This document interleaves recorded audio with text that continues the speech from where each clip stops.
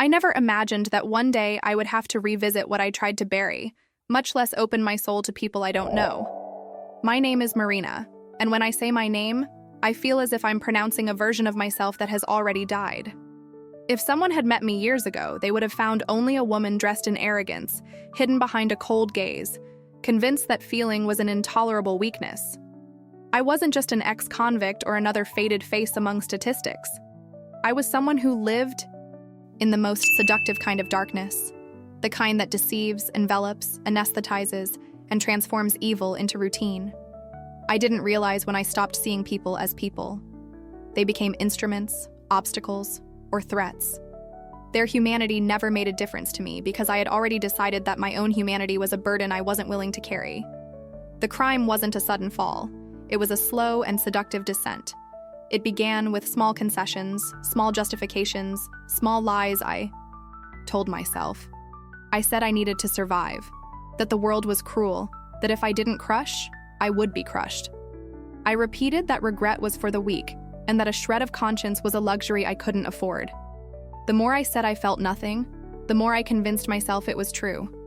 I built my identity on coldness, like someone building a castle on quicksand. Inside me, there was a desert so silent that any attempt to feel was interrupted by a wall of pride. I believed I had control over everything, that I commanded my life with precision, that fear gave me power, and that power gave me security.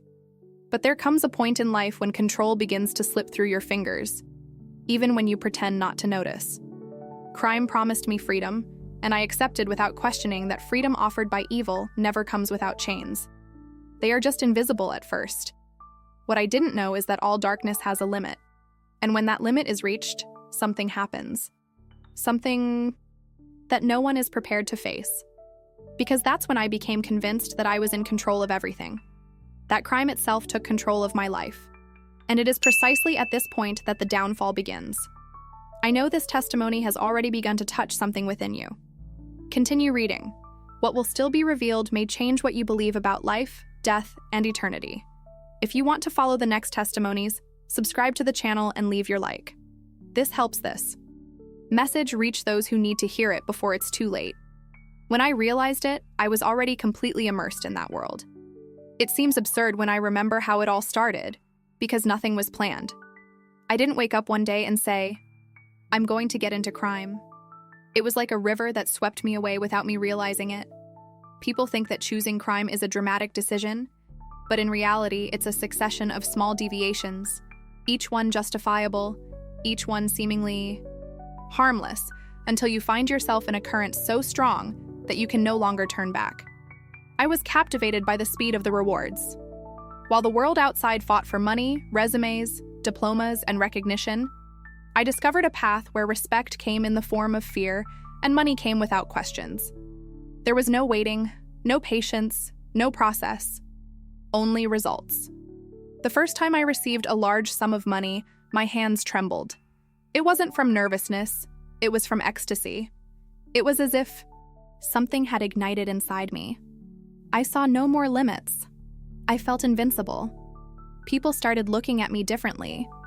I was no longer the invisible girl, forgotten in a neighborhood where no one dreamed of anything beyond surviving.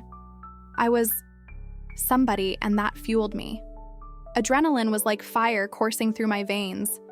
I began to enjoy the feeling of danger, that fine line between living and dying that seemed to make me feel more alive than anything else ever had. I started gaining ground in the faction, and with ground came influence, and with influence came control. I learned to make people bigger than me tremble at the sight of me. I learned to use words as weapons, and my mind became sharper than any blade. I knew how to manipulate. I knew how to lie. I knew how to read another's weakness. And somehow, the more I dominated others, the more I believed I dominated myself. I told myself I was only doing what was necessary to survive, but in reality, I was just numbing the pain of never having been truly loved. The freedom I imagined I had was merely a distorted reflection of an inner prison. Because deep down I knew. I depended on the fear of others to feel like someone. If they took away my power, if they took away my money, who would I be? The question was simple, but I never let my mind dwell on it, because the answer terrified me. Without all that, I was nobody. Over time, I no longer needed excuses for doing what I did. Evil becomes routine with frightening ease. When I realized it, I was already teaching others to repeat the same path that destroyed me, as if I were a leader, as if that were a legacy worthy of pride. I didn't see that, in that process, I was becoming a slave to every decision. Crime didn't give me wings, it planted chains on my feet, only golden ones, so bright that they made me believe I was free when, in reality, I was trapped within myself. And the more I earned, the less I felt. The higher I climbed, the emptier I became. Because power never fills the heart, it only inflates it. And the bigger the ego, the easier it bursts. It was precisely at this point that something began to change. If you're watching and have ever tried to fill the void with power, appearance, control, or the approval of others, write in the comments. Only God can fill what the world cannot. I thought I had control over everything, but control is the first illusion that darkness offers. For a long time, I believed I could play with evil, use it to my advantage, and discard it when it no longer served me. But evil is not an object, it's an ecosystem. Once you open the door, it enters without asking permission and demands permanent lodging within the soul. For me, that door opened the day I hurt someone for the first time, not because I needed to defend myself, but because to feel power. The person was kneeling at a disadvantage, begging me, and yet I moved forward, not out of a need for action, but out of a need for the sensation. It was there that I experienced something I should never have experienced, the false euphoria of controlling someone's destiny. After that, any moral barriers I still had within me crumbled. From that moment on, I never again needed a reason to hurt. I simply chose to hurt, and that was it. An abyss always begins with a single step. I took mine that day, and I felt no guilt, remorse, or weight. The absence of moral pain frightened me for a second, but soon the fear was replaced by a feeling of superiority that addicted me faster than any substance. That's how I understood that the most dangerous sin is not the scandalous one, but the one you can justify within yourself. The worst part is that I started to like the ease. When your conscience is wounded for the first time and you don't react, it stops screaming and starts whispering, and eventually it falls silent. I began to treat other people's lives as disposable. There was no empathy, only objectives. The more I ignored my heart, the more inaccessible it became, as if I had erased from myself all possibility of regret. I said that no one could hurt me, but in reality I had already become incapable of feeling anything. Sin didn't begin when I did something terrible. It began when I stopped feeling that it was terrible. And just when I thought nothing could touch me anymore, something I didn't expect started to happen. Without warning, without logic, without explanation. The evil I was feeding began to feed me. Do you want to know when evil stopped being a choice and became routine? In the next moment, I'll tell you when I stopped realizing I was becoming what I feared most. Indifference didn't appear in my life like a sudden blow. It crept in slowly, like a silent infiltration. At first, I still recognized the gravity of my actions, even if I didn't show it. However, after some time, I no longer needed to lie to myself because I simply stopped feeling anything. It's frightening to realize that the heart can learn to ignore its own humanity, and when that happens, it becomes just a muscle that pumps blood. I was killing my conscience every day without realizing it. It was as if I had put a gag on my soul, preventing it from screaming in the face of everything I was doing. When I exploited someone, when I took something from someone that wasn't mine, I didn't see the person's pain. I only saw an objective. I traded lives like someone trading numbers. Money served as anesthesia. The feeling of power was my favorite drug, and I fed on the fragility of others because somehow it reminded me that I was in control. The truth, however, is that the more I turned people into objects, the more I dehumanized myself. My soul became a desert. I learned to look at someone in despair and see only profit. I learned to hear cries and feel nothing. People knelt, begging me to stop, offering anything in return. And yet I remained motionless because inside me, there was no room for empathy. I filled myself with pride for not feeling guilt. I thought that made me strong. In reality, I was just declaring emotional bankruptcy, Because when you lose the ability to feel, you lose everything that makes life meaningful. Nothing shocked me anymore, and when evil ceases to surprise, it becomes routine. I woke and went to sleep within this cycle, like a trained animal. When someone dared to speak of God, I laughed with the same contempt as always. I mocked the idea of heaven and hell because I believed there was nothing after death. I said that hell was right here, in the streets, in the alleys, in the constant fear of being betrayed. I repeated this to hide the truth I didn't want to admit. I was afraid of the possibility of judgment. At some point, I stopped seeing faces. I only saw shadows, silhouettes that I manipulated and discarded. I stopped hearing names and started hearing only numbers. But God doesn't work with numbers. He works with destinies. When indifference takes over, it not only kills feeling, it kills the ability to perceive that something spiritual is approaching. It was precisely at this point that something began to happen to me. I was no longer in control, because before death touched my body, it touched my soul. And that's when a silent sign began to appear. Not in words, but in feelings. Have you ever felt that something was about to happen, even without explanation? I felt it, not in my mind, but in my body.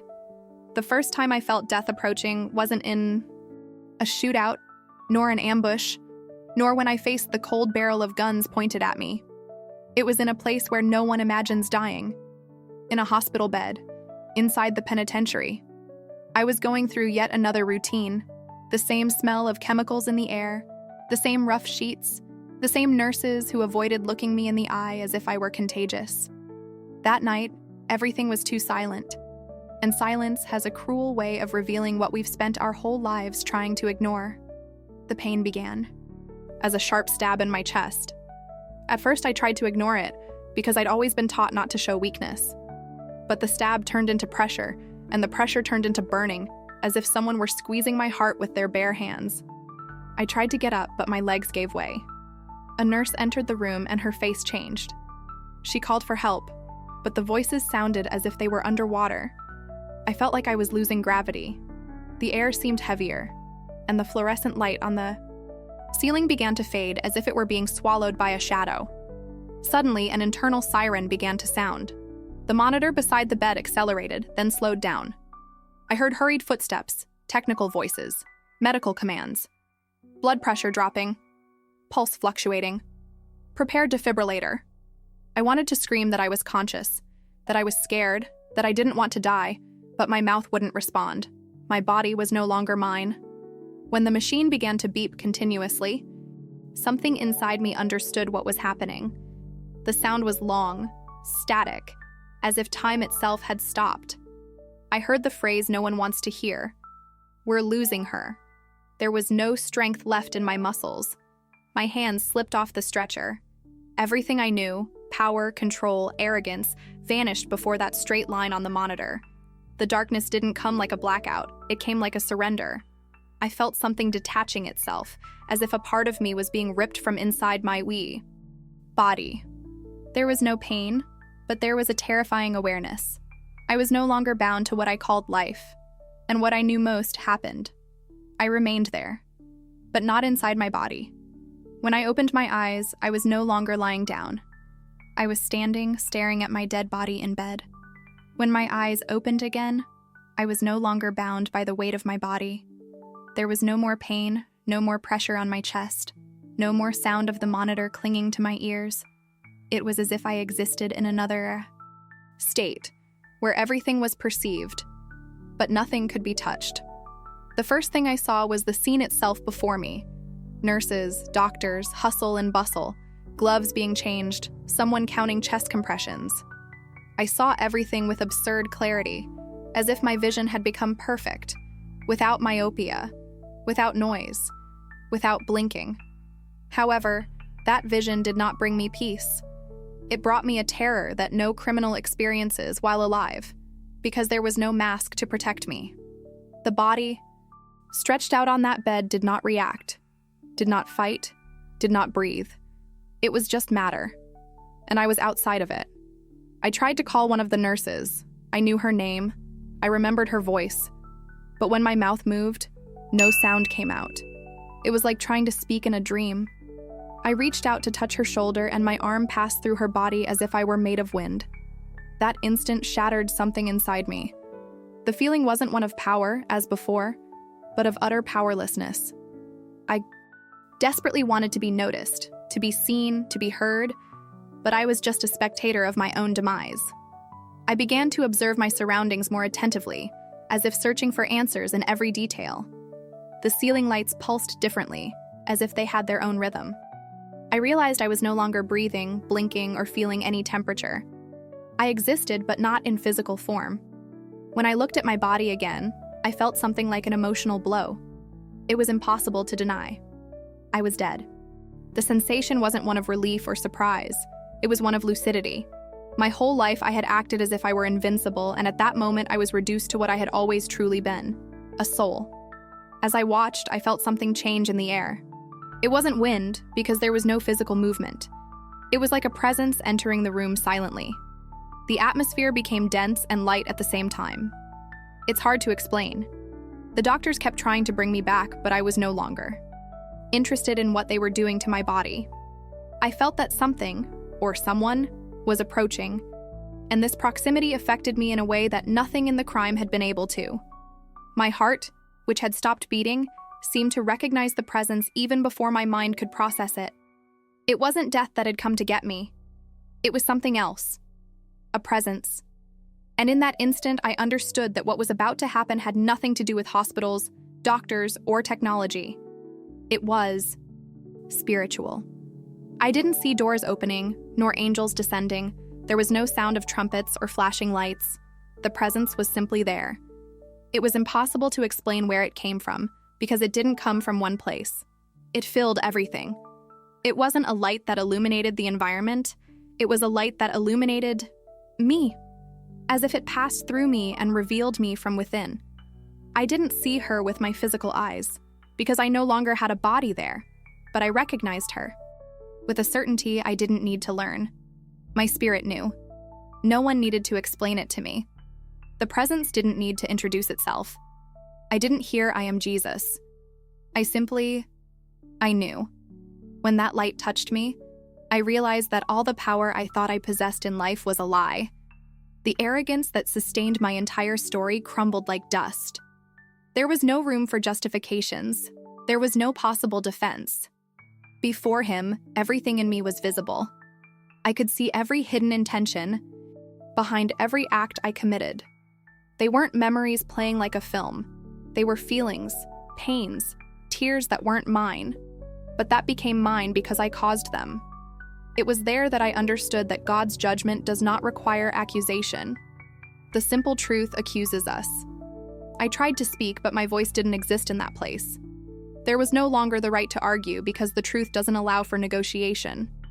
When my spiritual eyes met the gaze of that presence, I felt something I had never felt before: shame. Not for what I had done, but for what I had become. It wasn't fear of hell. It was pain for having wasted my life. The presence of Jesus doesn't produce terror. It produces awareness. He didn't need to show me who he was for me to understand who I wasn't. The worst part wasn't seeing what I did. It was seeing what I could have been. Jesus didn't speak to me audibly at first. The voice I heard was within me, but it didn't originate from my thoughts. It was gentle and firm at the same time. It simply said, "You had choices." There was no accusation, only truth. Truth in its purest form. His light didn't hurt, but exposed. Every trace of evil I carried became evident, as if it were impossible to hide it for another second. I couldn't sustain the arrogance I had always carried. Suddenly, everything I called strength revealed itself as weakness, and everything I called freedom showed itself as prison. And before I could react, something changed around me. The light began to recede, not because it was going out, but because I was being pulled away from it. And only when the light receded did I feel the absence of God for the first time. I thought I knew what fear was. I didn't. When the light began to fade, it wasn't like entering a sudden darkness. It was more like having something essential ripped away from me that I never knew I needed. The presence of Jesus was more than light. It was life, it was meaning, it was direction, and when that presence began to recede, I felt my soul enter a state of helplessness that no word can translate. That absence was more terrifying than all the weapons, threats, and prison corridors I had faced in the past, because it wasn't the fear of dying. It was the fear of existing without God. When the light diminished, I realized that, for the first time, I was feeling the full weight of my choices. It wasn't physical pain. It was something much deeper, as if the emptiness within me had finally found the place to which it belonged. The darkness appeared not merely as an absence of light, but as a living consciousness enveloping everything around me, as if slowly being pulled toward a place where hope could not exist. First came absolute silence, a silence so crushing it seemed to scream within my mind. Then came the sounds, not of physical pain, but of regret. They were the laments of souls realizing too late that there was no more time to start over. It wasn't an amorphous crowd. Each cry had an identity, a history, and a name, and the suffering didn't come from something external, it came from consciousness. The pain wasn't caused by fire, it was caused by the understanding of what could have been different. I saw human figures trapped in their final acts, repeating the decision that separated them from the light. No one blamed God. Each soul clung to the awareness that they had chosen that destiny. One woman repeated that she would have changed if she had had more time, but time no longer existed. And then I heard a voice that was not condemnation, but absolute truth, saying that this was the destiny of those who believe they can repent later. It was at that moment that regret finally took root within me. And when that happened, destiny began to change. When that place began to crumble around me, it wasn't like a movie where everything suddenly disappears. It was as if an invisible force was dismantling the walls of guilt that imprisoned me, layer by layer. The darkness didn't recede. It dissolved, as if it had never had real substance before the returning presence. I felt something pulling me upward, and for a moment, I feared it was just another illusion, another suffering. But then I heard that voice again, a voice that didn't come from outside but pierced my soul with authority and mercy at the same time. It was Jesus. There was no condemnation in his tone. There was truth, and there was love. I didn't need to see his face to understand what was happening. I knew he was giving me a choice. There were no arguments, no room for justifications. Pride couldn't survive in that atmosphere. All that remained was sincerity. I saw myself facing everything I had been and understood that repentance is not a momentary emotion, nor a feeling of guilt. Repentance is recognizing who I was, in the face of who he is. With my soul torn apart, I could only say something I had never said before, not even when I was alive. I need you. It wasn't a pretty phrase, it wasn't a speech, it was a groan. And in that groan, there was truth. The exact moment those words pierced my soul, I felt as if a chain had broken inside me. It wasn't hell releasing me, it was me letting go of it. The light enveloped me again, not as judgment, but as acceptance. When I opened my eyes, I was back in the hospital. The medical team celebrated my return, but I knew it wasn't a return of the body. It was a return of the soul. The weight I had carried for a lifetime was no longer on me. For the first time, I no longer wanted to live just to survive. I wanted to live to be transformed. I returned to life with such profound clarity that no human word could translate it. From that day on, I understood that living is a gift that can be taken away without warning, that each breath is proof of mercy, and that the time we waste believing we can decide when to change is the greatest illusion that exists. When my eyes opened in that hospital, I no longer felt pride. I no longer felt fear. I no longer felt the need to prove anything to the world. I felt only gratitude, something I had never experienced before. Gratitude for still having time. Gratitude for having been confronted with the truth before it was too late. Gratitude that God hadn't given up on me, even when I had already given up on myself. Since then, I've carried one certainty with me. Nobody gains time, we only waste it. Every choice we make writes a line in eternity. Every decision we postpone becomes a step towards emptiness. And every time we ignore God's voice, the silence within us grows. No matter how far someone has strayed, no matter how much they have sinned, no matter how much darkness they have embraced, if there is still life, there is a chance. If there is still regret, there is a new beginning. If there are still tears, there is healing. The only thing that doesn't exist after death is opportunity. I didn't come back seeking understanding. I came back to warn. Because I know what it's like to feel eternity without God, and I wouldn't wish that on the worst person I've ever known. Don't wait to feel something special to decide to change. Don't wait for the perfect moment. Don't wait to be clean to draw closer to Him. God doesn't ask for cleanliness, He offers it. All He expects is sincerity. If you've heard my story this far, don't ignore this call. It's no coincidence that you're hearing this now. This could be your chance. Don't waste what I almost lost. Forever. If this video resonated with you, subscribe to the channel now and write in the comments. I don't want to be too late.